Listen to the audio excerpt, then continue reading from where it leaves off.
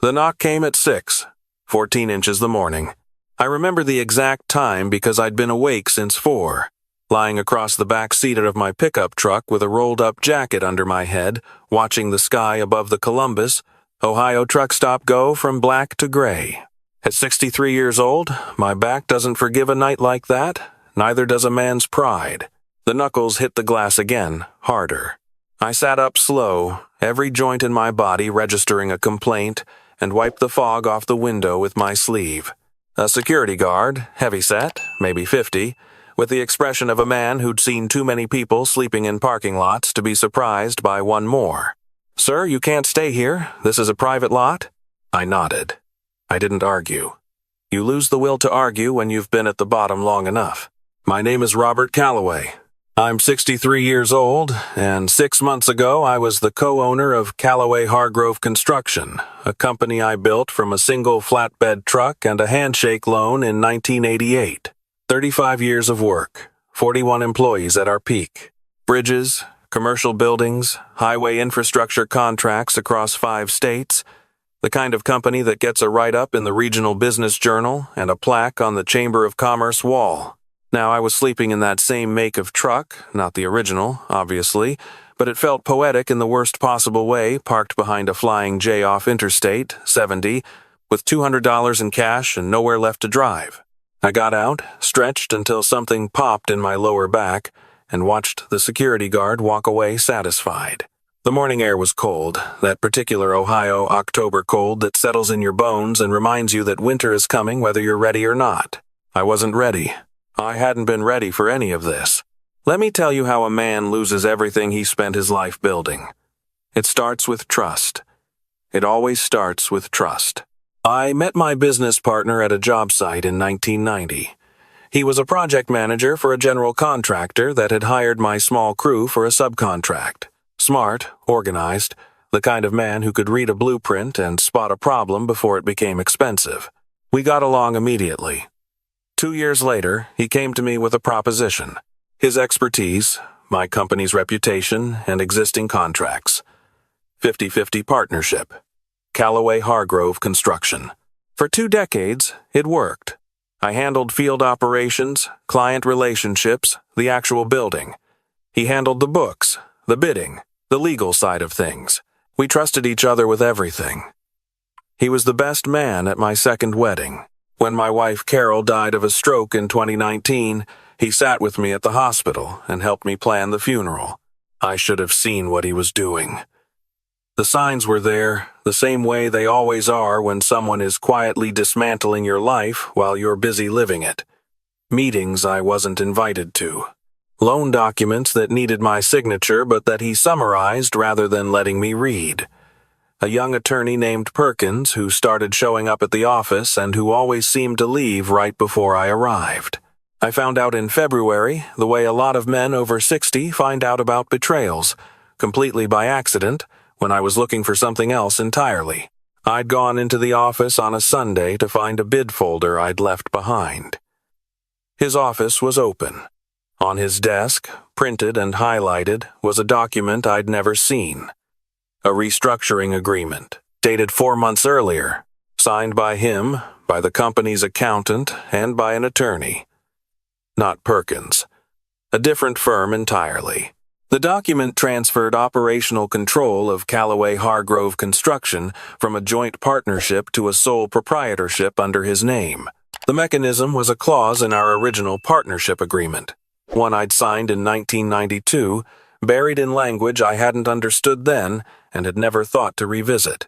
A clause that allowed one partner to assume full control in the event of a documented performance deficiency by the other.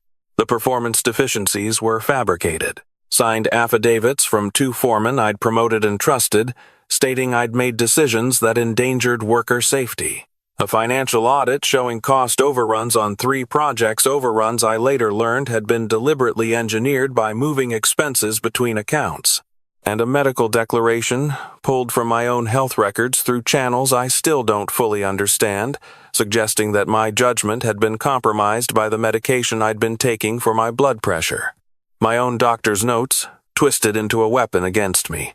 By the time I understood what was happening, the legal machinery was already in motion.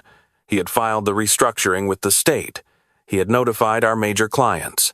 He had, I learned later, already spoken with my son.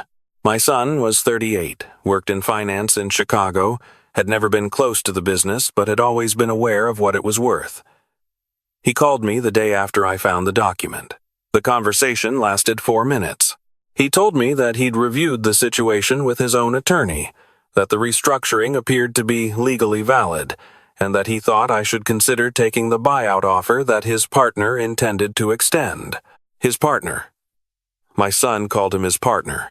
The buyout offer arrived a week later. 31 years of equity in a company worth an estimated $4.2 million, offered to me for $180,000, payable over 36 months. I hired an attorney, a good one, the best I could afford, which was no longer as good as it sounds when your accounts have been frozen pending a financial investigation that he had triggered through his contacts at the state licensing board. The legal fight lasted 7 months and cost me $140,000. At the end of it, a judge who had contributed to his state assembly campaign 3 times, a fact I found out 6 weeks too late, upheld the restructuring as valid under the original partnership agreement.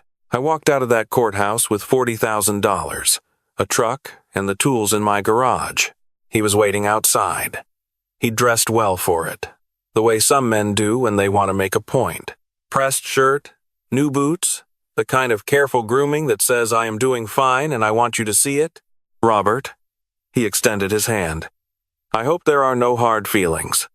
Business is business. I didn't take his hand. You used Carol's doctor.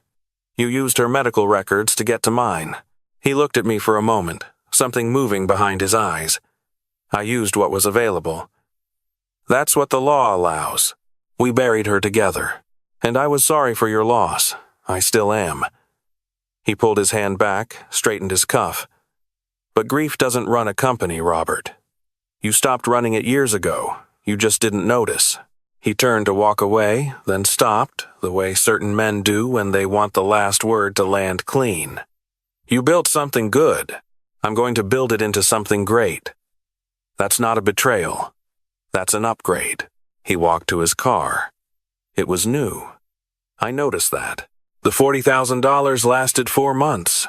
My house, the house Carol and I had bought in 1997, the one where my son had grown up, where I'd planted a garden along the back fence that still had her roses in it, had been used as collateral on a business loan that I hadn't known about, one signed with a power of attorney. I had apparently granted him in 2018 inches a document I had no memory of signing. The foreclosure processed in September.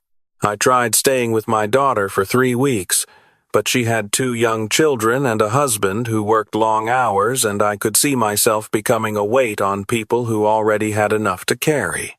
I left before they asked me to. After that, it was the truck.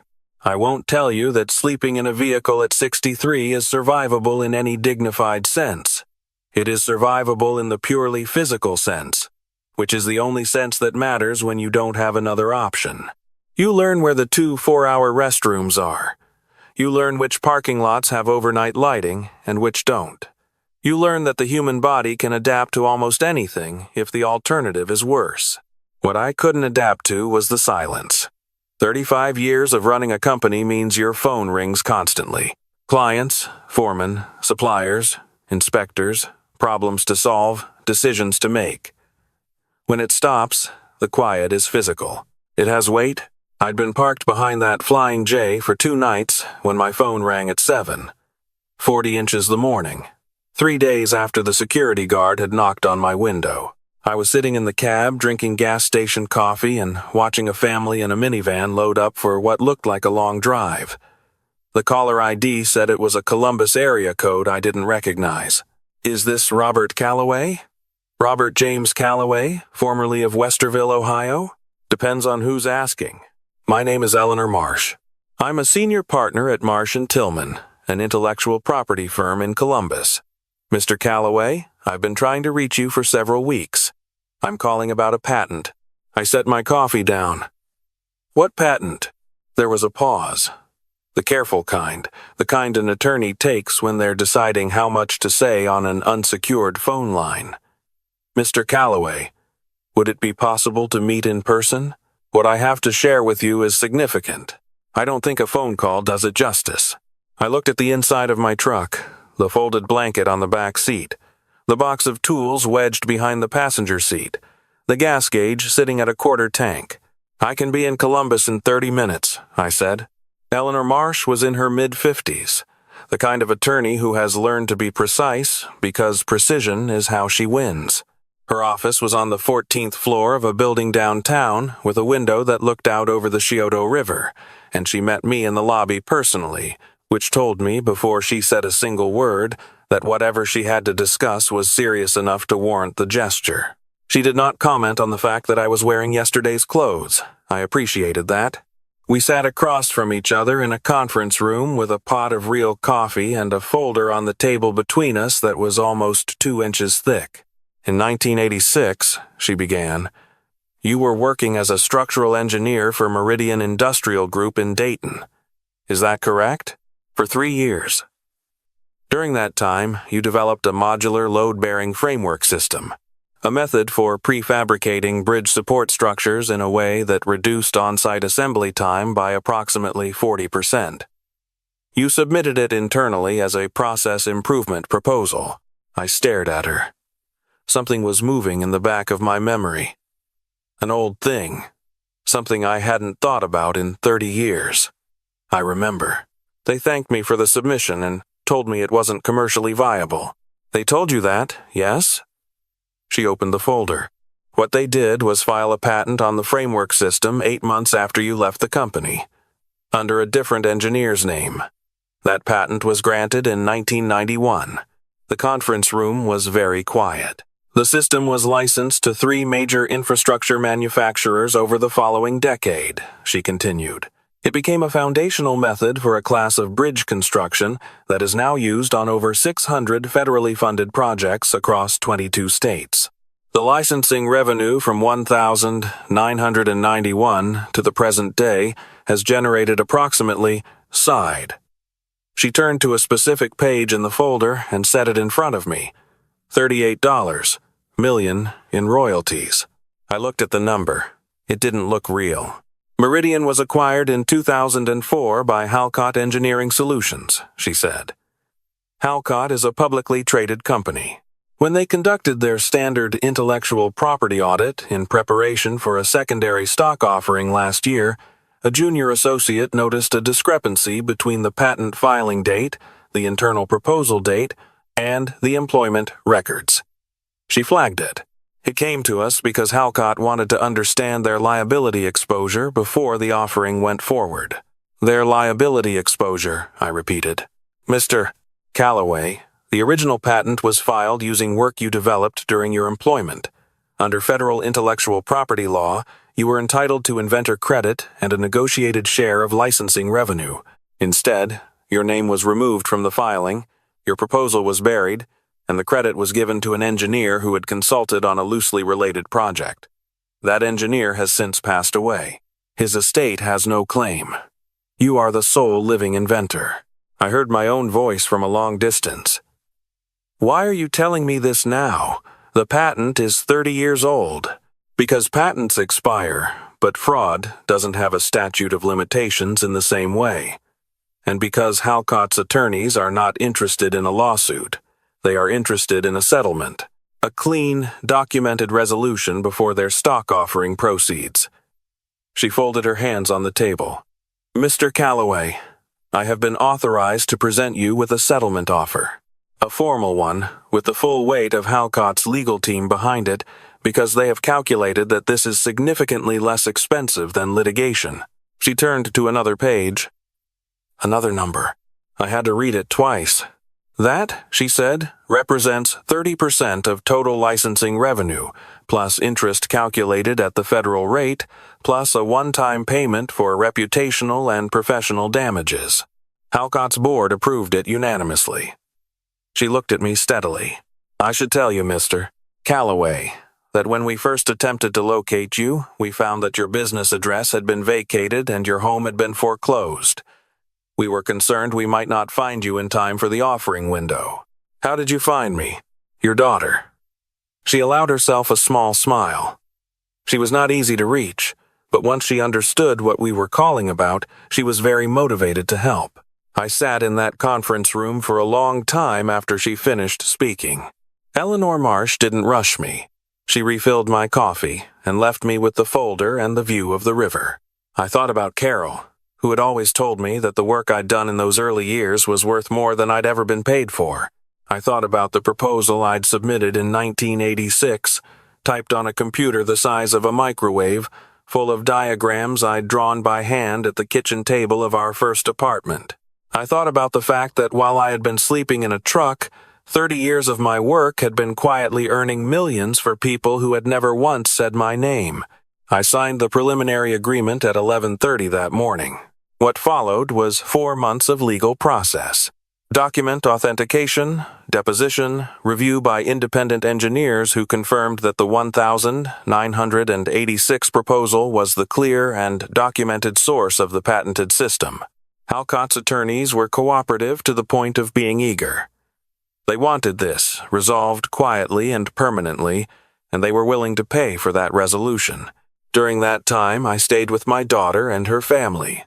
I helped with the grandchildren in the mornings, made myself useful around the house, learned that I was better at being a grandfather than I had ever been at being a father, mostly because I finally had the time to sit still. I also did something else.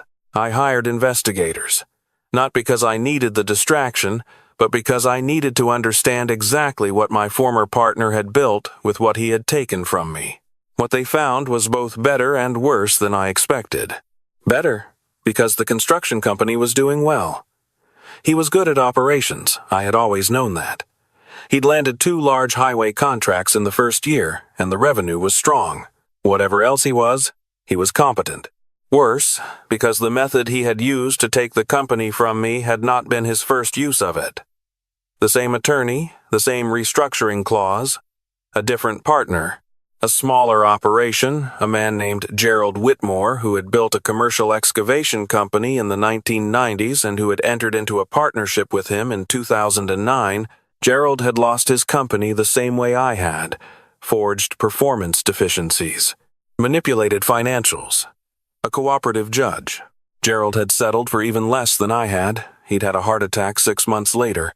He was alive, but barely working, living off Social Security and a daughter's goodwill in a small apartment in Dayton.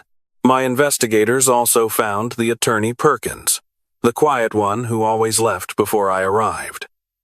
He had incorporated 5 LLCs in the 3 years before my company was taken. 2 of them were holding companies for assets that appeared to have been diverted from Callaway Hargrove's operating accounts. A total of approximately $620,000 over 7 years, moved in increments small enough to avoid standard audit triggers. Small enough, but not small enough to be invisible to a forensic accountant who knew where to look. I gave everything to the State Attorney General's office on a Monday morning in March. Every document, every LLC filing, every account transfer, every signed affidavit that could now be compared against the communication records my investigators had obtained through legal discovery. I also gave them Gerald Whitmore's story and told them where to find him. I want to be honest about what I was feeling at that point. Part of it was justice. A real part, not a performance. Gerald Whitmore deserved to see the man who had taken his company face real consequences. The 41 people who had worked for me deserved to know that the company they'd helped build had been stolen. That mattered. But I would be lying if I said there wasn't another part. Smaller, harder to be proud of, but real. I wanted him to know it was me. I wanted to be in the room when he understood. The Halcott settlement closed on a Thursday in April. The exact amount is part of a confidentiality agreement that I won't break here. What I will tell you is that it was enough. More than enough. Enough to be uncomfortable with, if I'm being honest, because I had spent 35 years believing that I had built my wealth with my own hands and my own decisions, and discovering that a significant portion of what I deserved had been quietly siphoned away by strangers for 3 decades has a way of reframing things. I bought a house, not a large one. A craftsman bungalow in a neighborhood in Columbus where people have gardens and wave at each other from porches. 3 bedrooms, which is 2 more than I need, but one of which has become a permanent guest room for my daughter's family when they visit, and one of which I've converted into a workspace where I've started drawing again. Structural diagrams. Not for any project, just because I used to love it and I stopped. I also called my son. That conversation was longer than 4 minutes. It was in fact 4 hours over 2 separate days, and it was the most difficult thing I did in all of this. Harder than the depositions, harder than the court filings, harder than the morning I drove away from my foreclosed house and didn't look back. My son had not known the full truth of what his former mentor had done. He had been fed the same fabricated narrative I had been, filtered through a man who understood how to speak to a son's existing frustrations with his father. He had believed it because he had wanted a reason to, and then he had been too proud to question it when doubt started creeping in.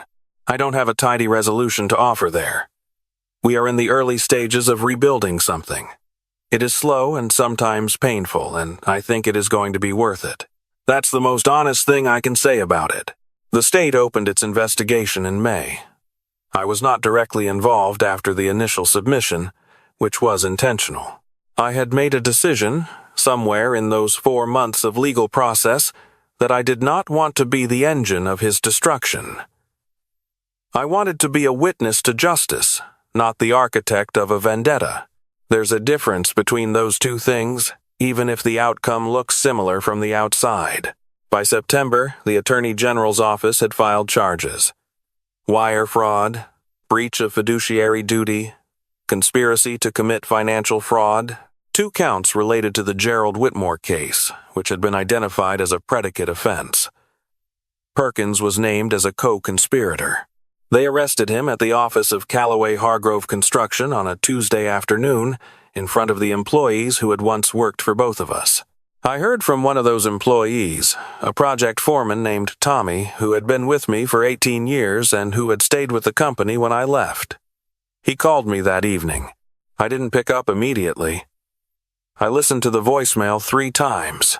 "Callaway," he said, and his voice sounded like a man who had been holding something in for a long time and had finally put it down. "I don't know if you'll get this. I just wanted you to know that we always knew. All of us. We always knew it wasn't right." I called him back. We talked for 40 minutes.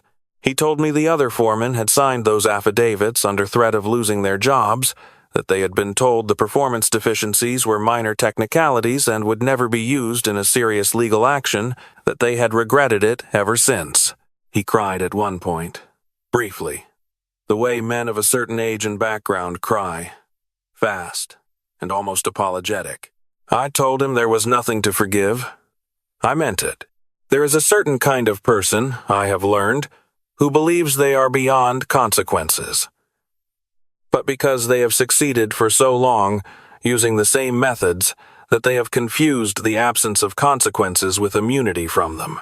He had done what he did to me because he had done a version of it before and walked away clean. He had done it because he believed that a man my age, without the resources to fight back properly, would simply accept what had been taken and disappear. What he had not calculated was the thing sitting dormant in a patent office since 1991, waiting for an audit that would only happen 30 years later. What he had not calculated was a junior associate at a law firm doing her job carefully on an ordinary Thursday. What he had not calculated was that the life I'd built, the one he'd dismantled, had roots deeper than the business. People who remembered. Records that survived.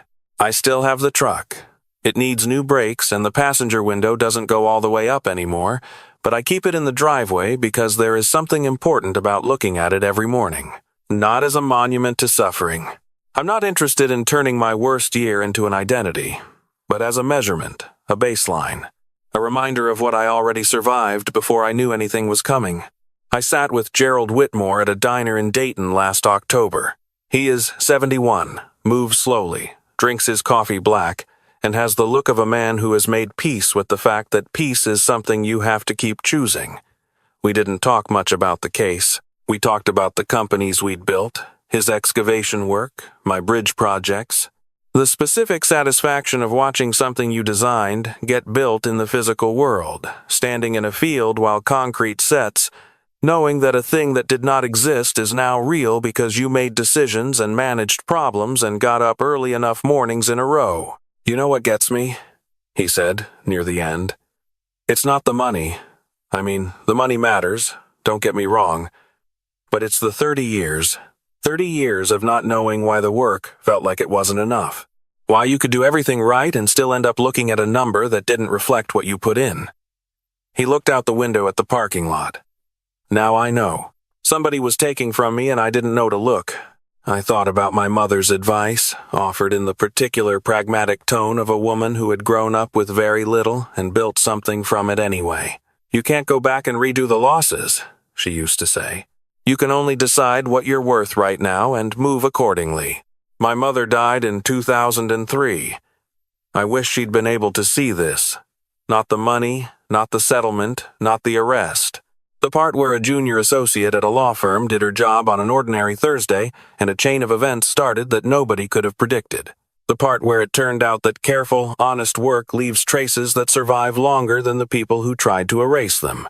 There is a certain thing that happens to men when they hit a certain kind of bottom. I have seen it in others, and I felt it in myself during those months in the truck. The temptation to close off, to decide that trust was the mistake, that openness was a liability, that the only way to survive what had happened was to become the kind of person it couldn't happen to again, which means becoming a person with walls too high for much of anything to get through. I am glad I resisted that. Not because I am particularly virtuous, but because the things that changed my situation required me to be findable. Eleanor Marsh needed a phone that rang and a man willing to get in a car and drive to Columbus. Tommy needed a number he could call and a person willing to pick up. My son needed a father who hadn't decided the relationship was already over.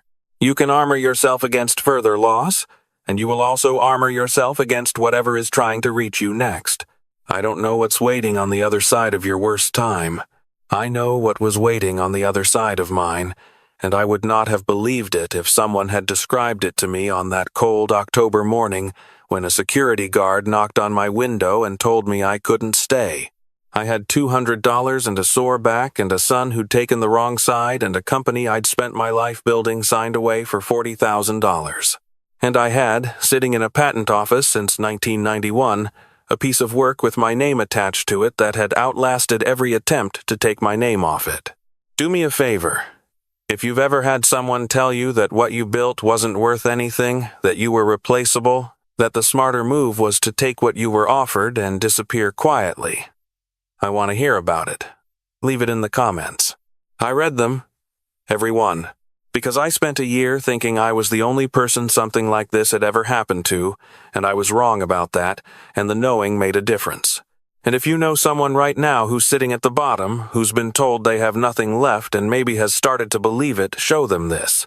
Not because my story is theirs, but because the thing they're carrying that still has value.